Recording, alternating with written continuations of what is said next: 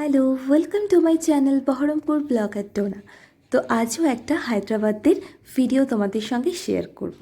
তো চলো আজকে কোথায় যাচ্ছি, কি করছি সবটাই তোমাদেরকে দেখাবো।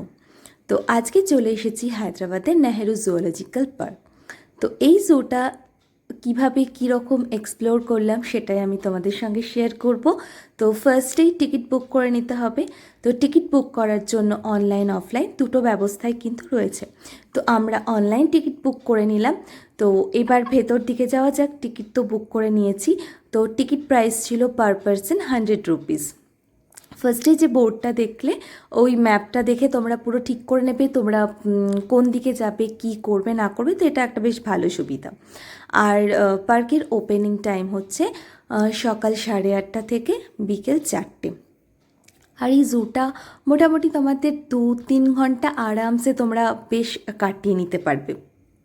বেশ বড়, আর চারপাশটা কিন্তু পুরো সবুজে ঘেরা। আমার তো ভীষণ ভালো লেগেছে। আর তোমরা দেখো পুরো ভিডিওটা, তোমাদেরও কিন্তু খুব ভালো লাগবে। তো আমি কিন্তু এর আগে দুটো জুতে গিয়েছিলাম, দেহরাদুনে গিয়েছিলাম আর হচ্ছে গিয়ে তোমার পুরীর নন্দনকানন, আর এইটা থার্ড টাইম হায়দ্রাবাদে এই জুটাতে এসেছি। তো জু মানে ফার্স্টে আমরা টয় ট্রেনে চেপে কিছুটা ঘুরে নিলাম। তো তোমরা চাইলে টয় ট্রেনেও চাপতে পারো, প্লাস তোমরা ওখানে বাইসাইকেল ভাড়া করা যাচ্ছিলো সেটাও করতে পারো, প্লাস যে মোটর ভেহিকেলসগুলো আছে সেগুলোতেও তোমরা কিন্তু ঘুরতে পারো।